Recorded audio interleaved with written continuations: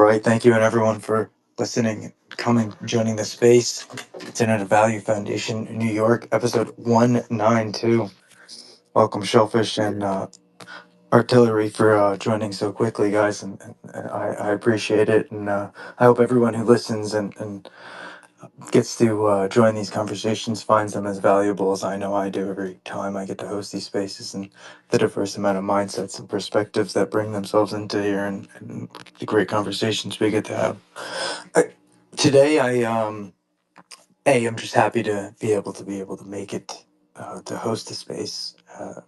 Of course, from a perspective of work allotment and time, and it's a little bit more of an open forum today. I've been structuring as much information as I can to typically host on Tuesdays. With more of a structured space, and so please feel free anybody to come up and join the conversation. Today's topic: the digital future, our singularity. Of course, very on key and point about this renaissance of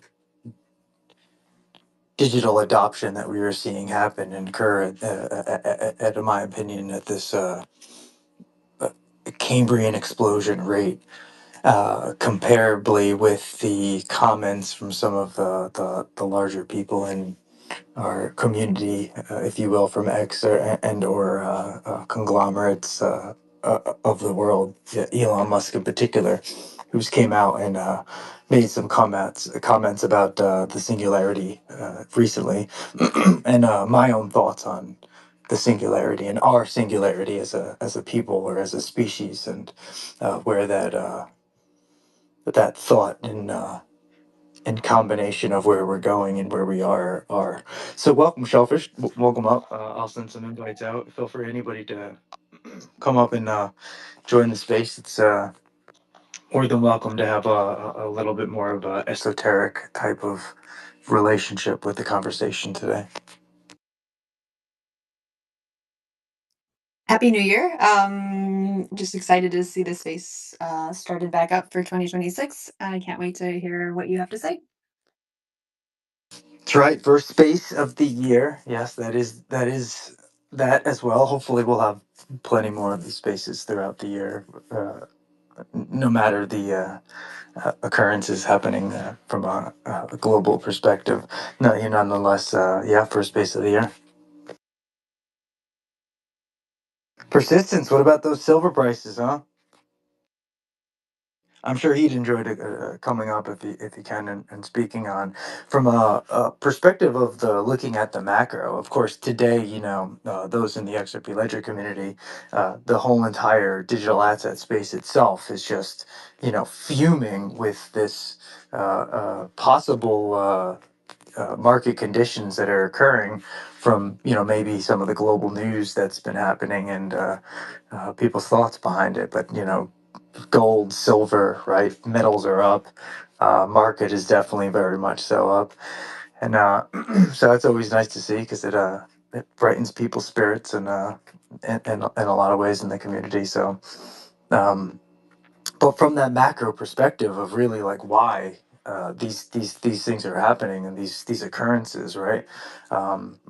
Of course, the turmoil being turned over in Venezuela, and of course the acting president of Venezuela being expedited into the United States, into New York, of course, recently, uh, and there's I think with that, you know it's really interesting when you see somebody like Elon Musk post a comment, right, saying we've entered the singularity at a moment in time where all of these different types of global movement pieces are occurring in very much so dramatic ways, for the most part of the way that they're, of course, marketed and advertised.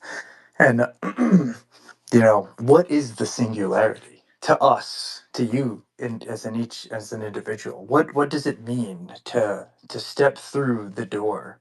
Of course, singularity being that of a reference of a moment from which the state of what was will never be once again, and for all that is was which is now changed, and in reference to the reflection upon oneself and one belief, how deep does that moment, does that structure of architectural change truly scaffold into? I think it's a great question. It may not be the same for everyone, and this is, I think this is why such a comment and that terminology, the singularity, be such an interesting concept in itself. Yeah, of course. Welcome up, persistence and common sense. Welcome up. How's it going, man? What's going on, Death? How you, brother? Shellfish, Common, how's everyone doing? I'm doing well. I'm doing well. How about yourself? I can't complain. Yeah, it's an interesting topic. I was actually just thinking about this today. I listen to a lot of different spaces, a lot of Bitcoin spaces, a lot of XRP spaces, silver, gold, whatever. And there's a lot of smart people in these apps, a lot of accomplished people, a lot of people with money, a lot of people with probably better things to do in life. But for some reason, you keep coming back to this app, and I just think, why? What's the motivation? What's the goal? I think there's definitely nefarious motivations from some people, but I think there's mostly good motivations. And today it just occurred to me after listening to or seeing Elon Musk comment on the singularity effect again. I wonder if a lot of these people are on this app to try and put forth a singularity effect without forcing it. Almost like convincing people of a single not of the singularity effect, but convincing people of common sense things that, you know, but without forcing it, doing it through dialogue, um, doing it through arguments or whatever you want to call them. It just seems like we're moving closer and closer to that. And I think that these spaces are a strong, um, are a strong like catalyst of that. And so I'm just curious to hear what you guys think about that. Well, I could imagine if somebody like Elon Musk, who's part of the allotment of this ability to have this trajectory of conversation that's occurring here, were to hear such a thing, I would hope that they would, enjoy such a thing, right? Because I myself couldn't agree more. The conversations that we have in here, the communities that we have in here, this is the best. X is the best news source for the truth and what we want to see from an actionable step occurrence of what is actually, being potentialized in places all over the world, right? And so this, I think the ability that X brings to bring us all together in a conversation, and these particular conversations where, some of the information and uh, different perspectives that each person brings into the conversation, allow that for the conversation to evolve in a way that, each one of us may have never been able to have this a reflection upon if it did not occur in this way. And so, I always like to think, right, there is no coincidences, and, in the sense of I am me because you are you.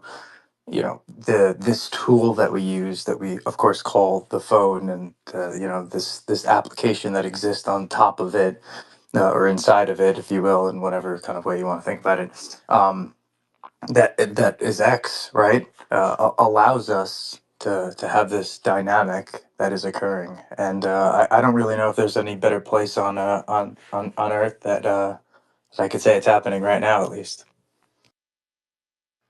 Yeah, and just to give my 2 cents real quick, to me, what the singularity kind of feels like is, I mean, I'm sure you guys remember from 5, 6 years ago, a lot of this was almost like speculative debate, right? But now it seems more like what's going to be is going to be, and so now we're building, we're optimistic, we have things to look forward to.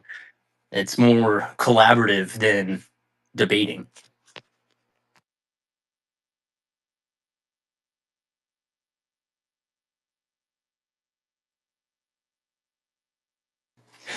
Yeah, and I think, interestingly enough, I think that's been something that's, if you will, like a large social experiment that our species has been running through generationally.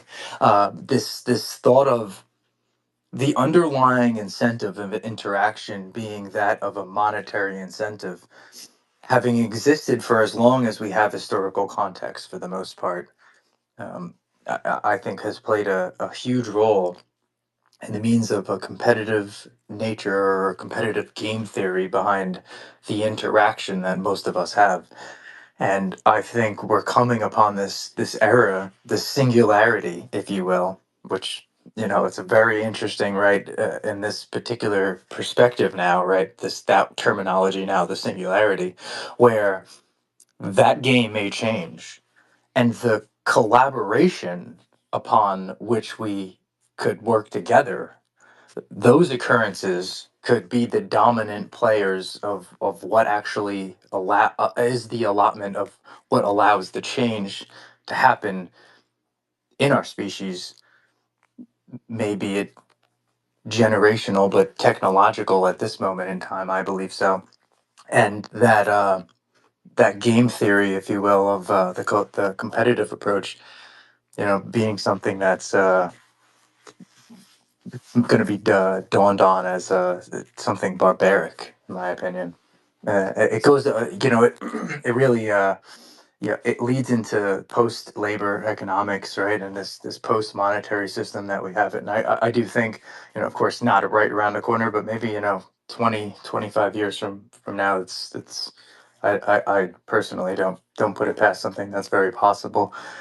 Even in the next 5 to 10 years, I think we're going to see a dramatic change in the means of, automation really being able to take hold, and robotics paired with AI and these, not only personal assistants, but these very, very interestingly built dynamic large language models that can be put into all different types of operating robotics and systems.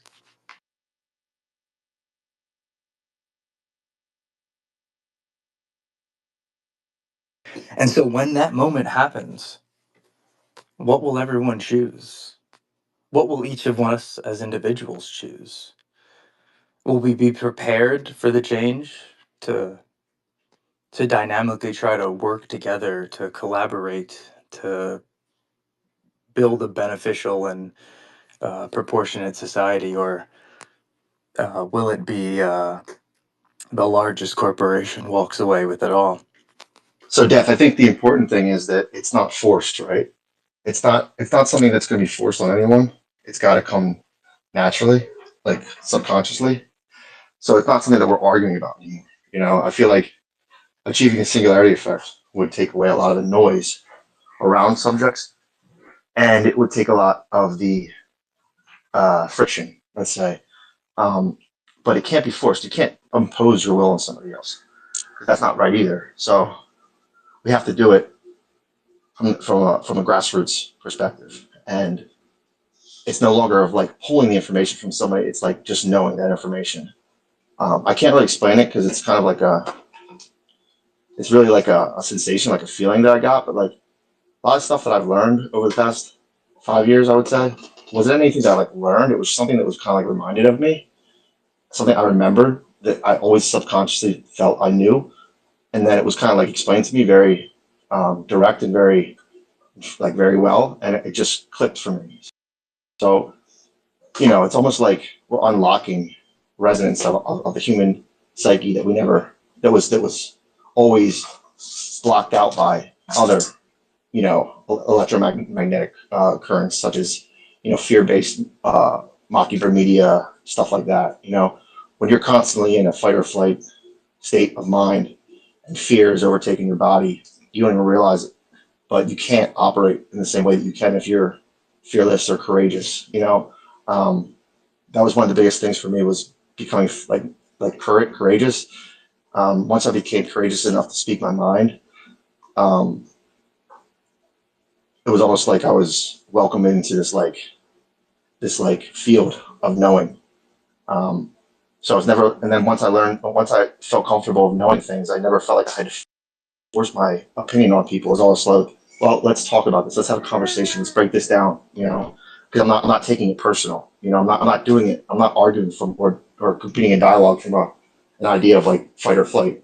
I'm just doing it in the sense that like let's just have a conversation. Let's have dialogue, And I've learned over the couple of years that that's so much more effective. So I think one, one great thing that could come out of all of this is we eliminate the noise, we eliminate the friction, and we are allowed to get down to business. And it's no longer like wasting time or arguing about, if red hair is bad, or if blue hair is bad, or if whatever you want to, it's like we could focus on what needs to be focused on. And I don't no longer need to explain to you how the financial system is fucking us. You just know. So, yeah, thanks. Knowing you, persistence, it's hard to think that you were never courageous. But yes, I could not agree more. Shellfish, please go ahead.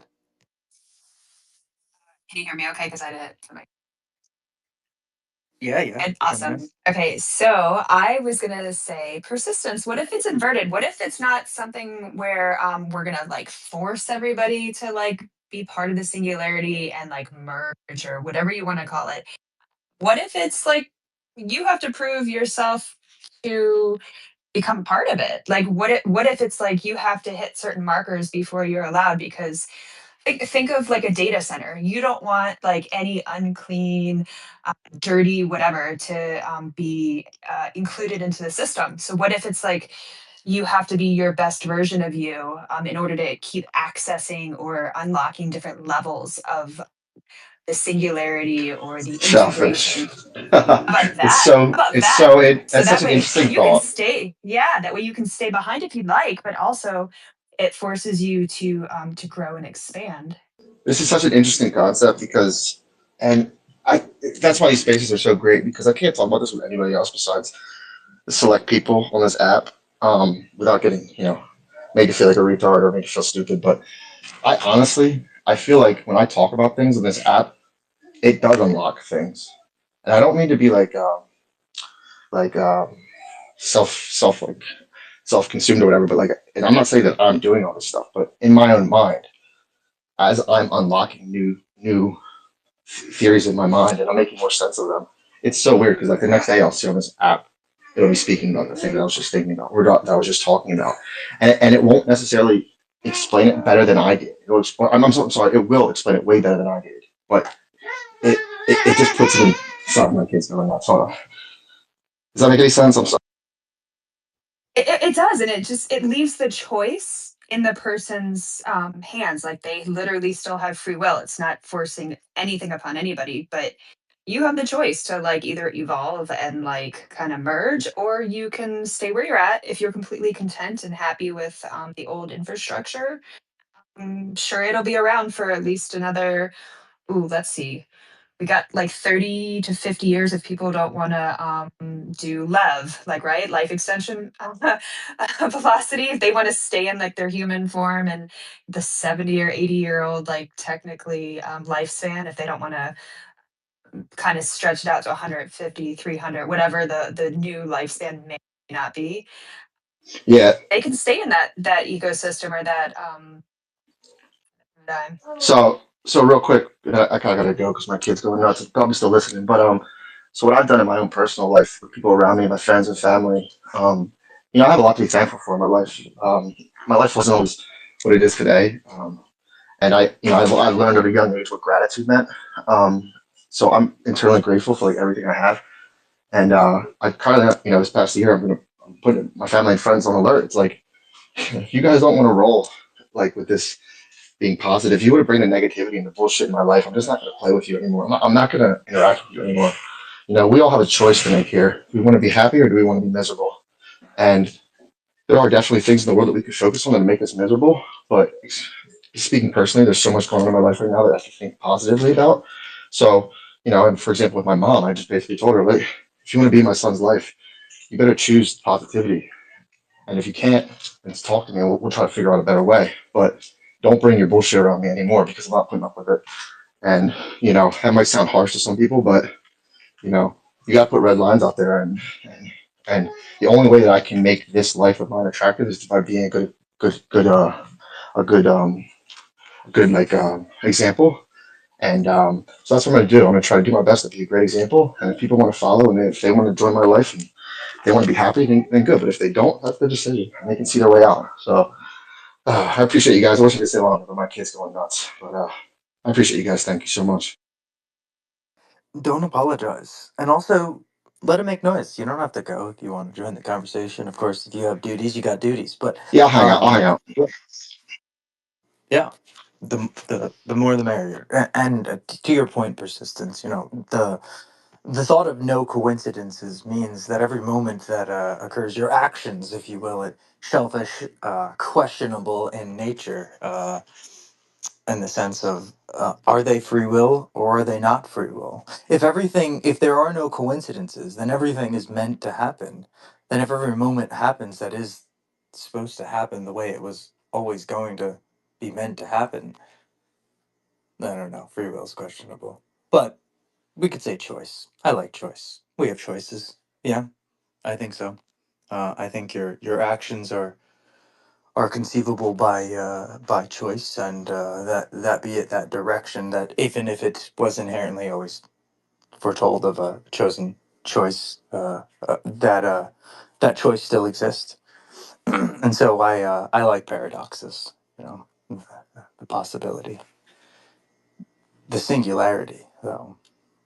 When we as a people collectively can all appropriate what it was that it was for us to be through that singularity or that singular moment of change.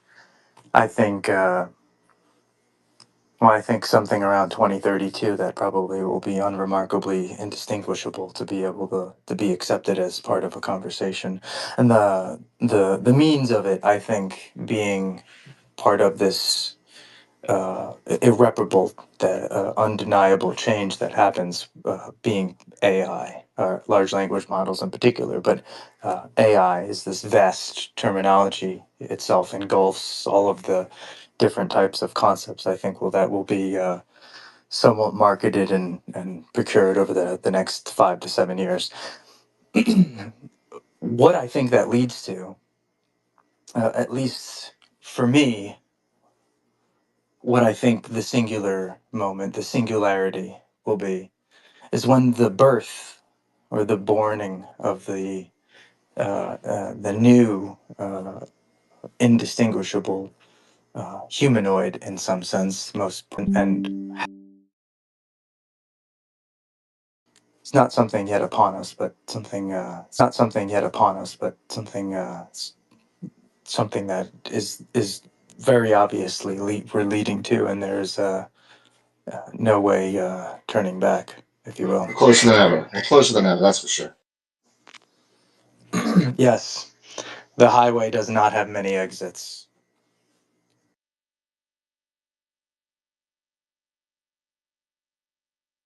Yeah, and with that, feel free if anybody has a question or a thought on the conversation, feel free to hit the request to come up and ask it real quick. And yeah, completely open space. Anybody wants to ask any question? If not, I'll probably close up in the next 5 minutes or so.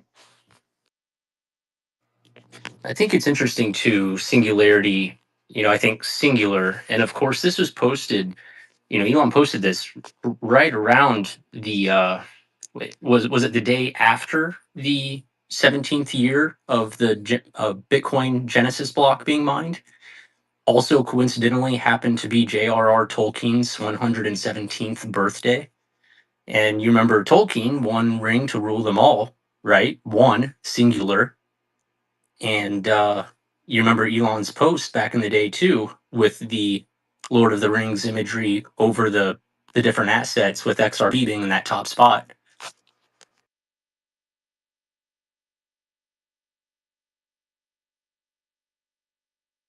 Ah, yes.